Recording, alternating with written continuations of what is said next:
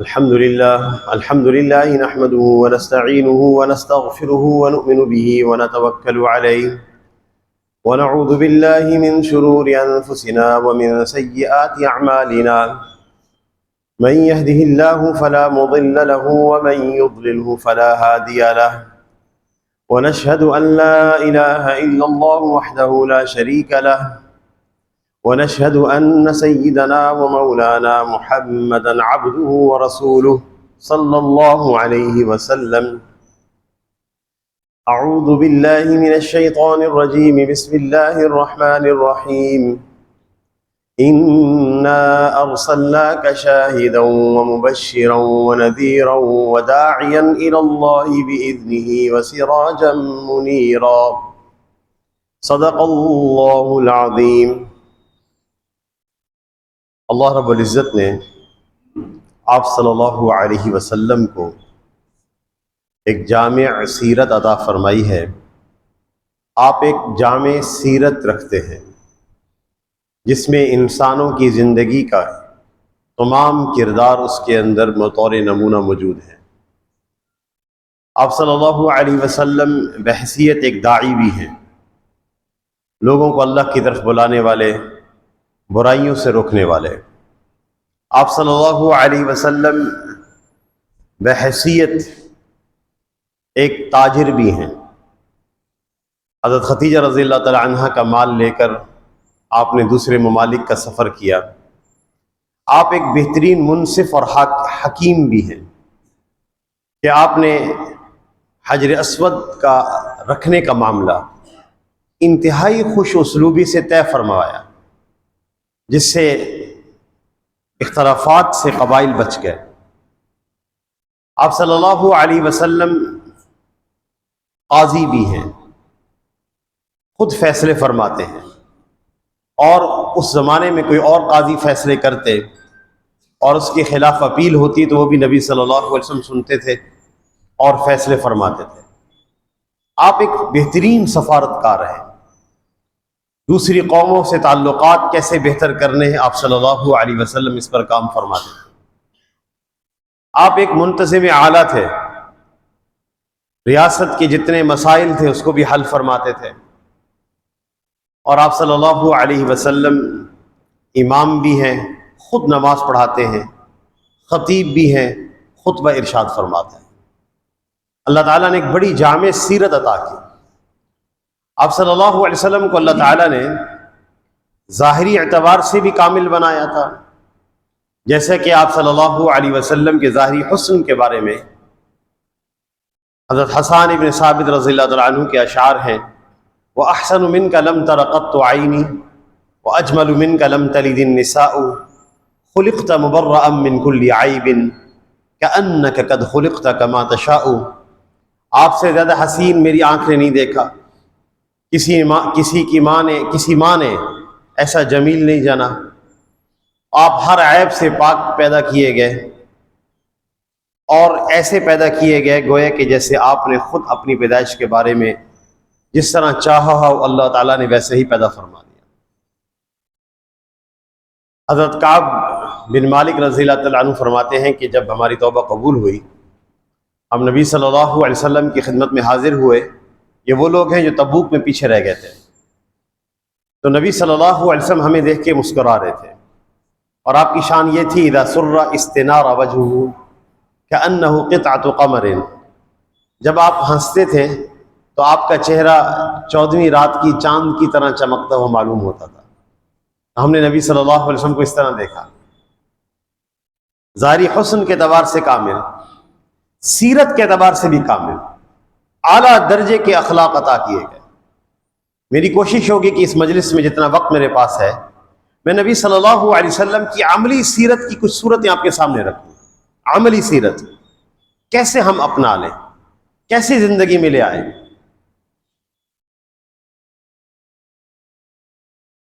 یاد رکھیے گا، اخلاق خلق کی جمع ہے، عادت کو کہتے ہیں.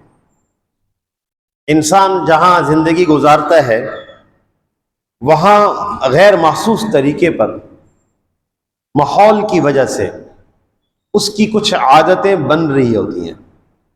وہ گھر میں بھی سیکھ رہا ہوتا ہے، والدین سے بھی سیکھ رہا ہوتا ہے، اس کے اندر کچھ عادتیں جذب ہوتی ہیں، اور پھر وہ اچھی بھی ہوتی ہیں بری بھی ہوتی ہیں، ان کا تعلق اس کی ذات سے بھی ہوتا ہے اور اوروں سے بھی ہوتا ہے۔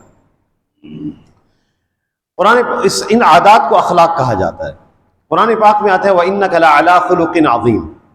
انبیاء علیہ السلام سب سے زیادہ اعلیٰ اخلاق کے حامل لوگ ہوتے ہیں، ان میں سے آپ صلی اللہ علیہ وسلم اخلاق کی سب سے اعلیٰ درجوں پر قدروں پر فائز ہیں۔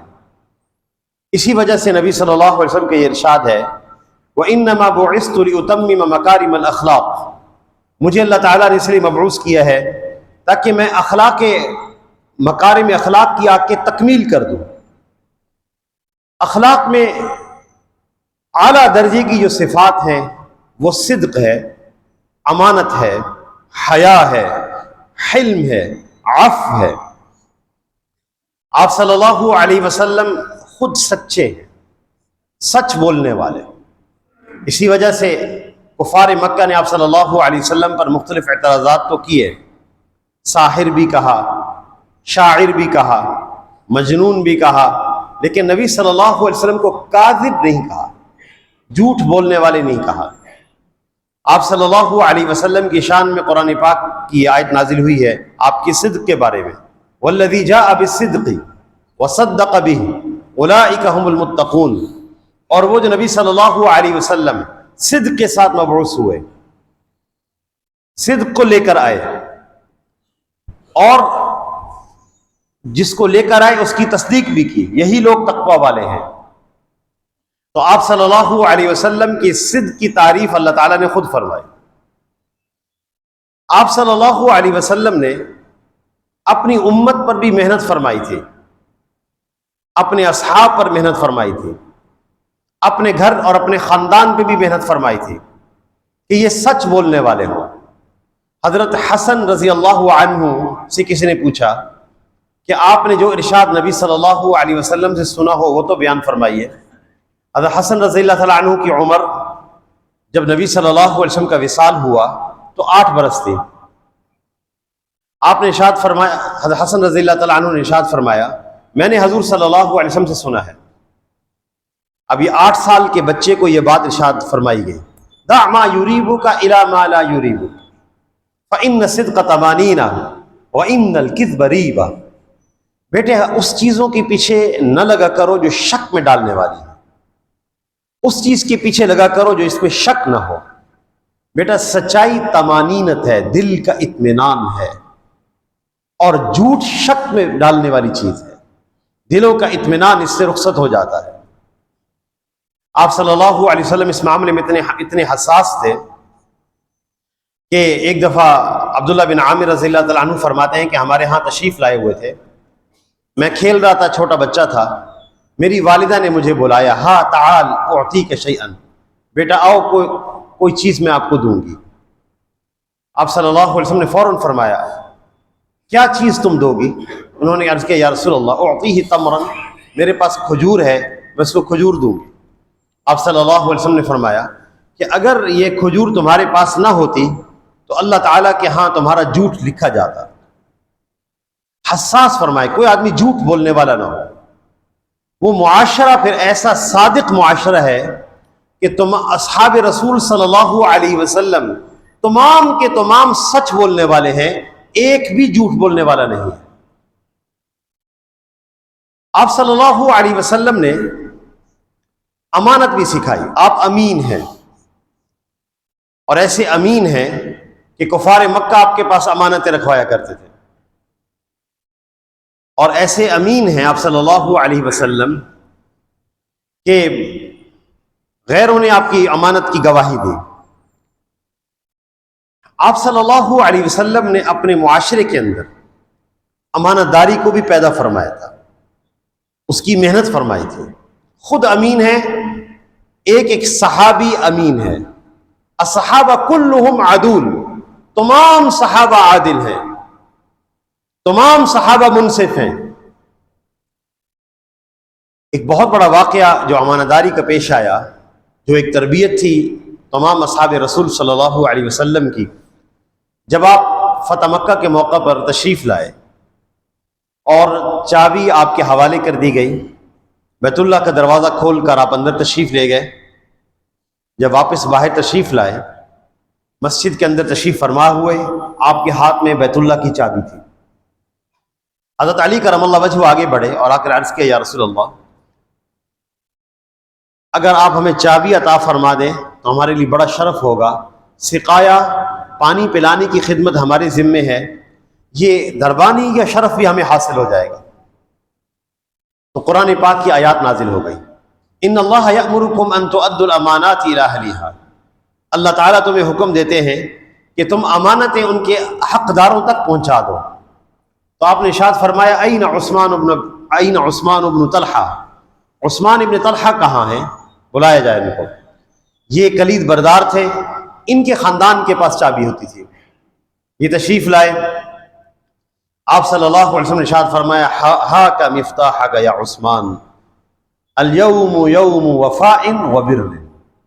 یہ چابی عثمان بن طلحہ آپ لے لیں، آج کا دن وفا کرنے کا دن ہے اور نیکی کرنے کا دن ہے. وہ چابی لے کر پلٹے تو آپ نے ارشاد فرمایا، عثمان وہ دن یاد ہے جس دن آپ نے مجھے بیت اللہ میں داخل ہونے سے روکا تھا، اور میں نے کہا تھا کہ ایک دن چابی میرے ہاتھ میں ہوگی اور میں جس کو چاہوں دوں گا. انہوں نے پلٹ کر کہا، اشہد ان لا الہ الا اللہ واشہد ان محمد رسول اللہ. امانہ داری عملاً سکھائی. اس لیے تمام اصحاب امین ہیں. اخلاق میں ایک بہت بڑا اعلیٰ درجہ حیا کا بھی ہوتا ہے. حیا کا، آپ صلی اللہ علیہ وسلم حیا والے تھے. قرآن پاک میں آپ کی حیا کو بیان کیا گیا ہے. آپ صلی اللہ، حضرت زینب بنت جحش رضی اللہ تعالی عنہ کا ولیمہ تھا. آپ نے اس موقع پر سب اصحاب کو دعوت دی. حضرات تشریف لائے، کھانا کھایا. کھانا کھانے کے بعد وہیں بیٹھ گئے، باتیں کرتے رہے. آپ صلی اللہ علیہ وسلم کی حیات طیبہ کا ایک ایک لمحہ قیمتی تھا. اس لیے آپ کو دقت ہو رہی تھی کہ اگر حضرات فارغ ہو چکے ہیں اصحاب، اب ان کو چلے جانا چاہیے، لیکن آپ ان سے فرما نہیں دیتے. قرآن پاک کی آیات نازل ہو گئی، یا ایھا الذین آمنوا لا تدخلوا بیوت النبی الا ان یؤذن لکم. اے ایمان والو، تم نبی کے گھر میں بغیر اجازت داخل نہ ہوا کرو. الی طعام غیر ناظرین انہ، اور اس طرح بھی داخل نہ ہو جایا کرو کہ جب کھانا پک رہا ہو اس کے انتظار میں جا کر بیٹھے رہو. فَإِذَا طَعِمْتُمْ فَانْتَشِرُوا، جب تم کھانا کھا چکے اپنی اپنی راہ لگو. وَلَا مُسْتَأْنِسِينَ لِحَدِيث، باتیں کرنے کے لیے نہ بیٹھ جایا کرو. إِنَّ ذَلِكُمْ كَانَ يُؤْذِي النَّبِيَّ، تم اپنی باتوں سے نبی صلی اللہ علیہ وسلم کو تکلیف دیتے ہو. فَيَسْتَحْيِي مِنْكُمْ، وہ تم سے حیا کرتے ہیں. وَاللَّهُ لَا يَسْتَحْيِي مِنَ الْحَقِّ، اللہ تعالیٰ حق بیان کرنے سے حیا نہیں کرتے. نبی صلی اللہ علیہ وسلم حیا فرماتے ہیں، تو آپ بہت زیادہ حیا کرنے والے تھے. حدیث میں آتا ہے کہ آپ صلی اللہ علیہ وسلم کنواری پردہ دار لڑکی سے بھی زیادہ حیا دار تھے. آپ صلی اللہ علیہ وسلم نے اپنے معاشرے کو حیا والا بنایا تھا اور اس کی تربیت فرمائی تھی. مسائل آئے، غلط چیزیں آئیں، آپ صلی اللہ علیہ وسلم نے تربیت فرمائی. اپنے اصحاب کی ذہنوں کی تربیت فرمائی، ان کی سوچ و رویوں کی تربیت فرمائی، نفسیاتی عوامل سے تربیت فرمائی. آپ صلی اللہ علیہ وسلم کی مجلس میں ایک نوجوان داخل ہوا اور ساتھ ہی آ کے کہنے لگا، اذن لی بالزنا، یا رسول اللہ آپ مجھے بدکاری کی اجازت دے دیں. نبی صلی اللہ علیہ وسلم کی اتنی مقدس مجلس اور اس میں یہ بات، اصحاب اٹھے مارنے کے لیے، پٹائی کرنے کے لیے. آپ نے فرمایا، رک جاؤ، کچھ نہ کہو. ادنو منی، بیٹا آپ میرے، نوجوان میرے قریب ہو جاؤ. وہ نوجوان نبی صلی اللہ علیہ وسلم کے قریب ہو گئے. آپ نے فرمایا، اب آپ نے ان کی تربیت فرمائی. آپ نے فرمایا، اتحبہ لامک، جو تم کہہ رہے ہو، تم چاہتے ہو کہ تمہاری ماں کے ساتھ بھی ایسا ہو؟ لا واللہ یا رسول اللہ، تو اچھل پڑا، نہیں اللہ کے رسول ایسا نہیں ہو سکتا، میں آپ پہ قربان ہو جاؤں، ایسا نہیں ہو سکتا. آپ نے فرمایا، للناس یحبونہ لامہاتہم، لوگ بھی اپنی ماؤں کے لیے ایسا کام پسند نہیں کرتے، وہ بھی کسی کی ماں ہوگی. اتحبہ لبنتک، اپنی لابنتی کا، اپنی بیٹی کے لیے یہ پسند کرو گے؟ لا واللہ یا رسول اللہ، ایسا نہیں ہو سکتا، میں ہرگز ہرگز نہیں، ہرگز نہیں، اللہ مجھے آپ پہ قربان کرے۔ آپ نے فرمایا للناس یحبون لبناتہم، لوگ بھی اپنی بیٹیوں کے لیے یہ کام پسند نہیں کرتے، وہ بھی تو کسی کی بیٹی ہوگی۔ آپ نے کیا محارم رشتے گنوائے اس موقع پر، صرف احساس پیدا کرنے کے لیے۔ اتحب لاختک، بہن کے لیے پسند کرو گے؟ ہر بات پر وہ کہتے تھے نہیں یا رسول اللہ۔ اتحبہ لخالتک، خالہ کے لیے پسند کرو گے؟ نہیں یا رسول اللہ۔ اتحب لعمتک، پھوپھی کے لیے پسند کرو گے؟ نہیں یا رسول اللہ۔ للناس یحبونہ لعماتہم، لوگ بھی تو اپنی پھوپھیوں کے لیے پسند نہیں کرتے۔ پھر آپ نے اس نوجوان کے سینے پہ ہاتھ رکھا اور فرمایا اللہم اغفر ذنبہ، اے اللہ اس کے گناہ معاف فرما دے، وحسن فرجہ، اے اللہ اس کے سطر کو محفوظ فرما دے۔ صحابہ کرام فرماتے پھر ہم نے اس نوجوان کو کبھی کسی برائی کی طرف التفات کرتے نہیں دیکھا، اللہ نے حیا عطا فرما دی۔ معاشرے پہ یہ ایک مثال ہے، معاشرے پر محنت فرمائی تھی، پھر ایسی حیا پیدا ہوئی معاشرے کے اندر، ایسے افراد پیدا ہوئے معاشرے کے اندر، ایسے افراد کہ آپ صلی اللہ علیہ وسلم تشریف فرما ہیں، لیٹے ہوئے ہیں، آرام فرما رہے ہیں، اور پنڈلی سے کچھ کپڑا ہٹا ہوا ہے۔ ابو بکر صدیق رضی اللہ تعالیٰ عنہ ملاقات کے لیے آئے، آپ نے اسی طرح ملاقات فرمائی۔ حضرت عمر رضی اللہ تعالیٰ عنہ ملاقات کے لیے آئے، آپ نے حیت تبدیل نہ فرمائی، اسی طرح ملاقات کی۔ حضرت عثمان رضی اللہ تعالیٰ عنہ کے لیے درخواست کی گئی کہ وہ ملاقات کے لیے آنا چاہتے ہیں، آپ نے فرمایا ٹھہرے۔ آپ اٹھ کے بیٹھے، اپنے کپڑوں کو درست کیا، اس کے بعد فرمایا ان کو بلائیں۔ جب وہ آئے اور ملاقات کر کے چلے گئے تو حضرت عائشہ رضی اللہ تعالیٰ عنہ نے فرمایا کہ آپ نے یہ خصوصی عمل حضرت عثمان رضی اللہ تعالیٰ عنہ کے لیے کیوں کیا؟ آپ نے فرمایا الا استحیی من رجل تستحیی منہ الملائکہ، میں اس آدمی سے حیا کیوں نہ کروں جس سے فرشتے بھی حیا کرتے ہیں۔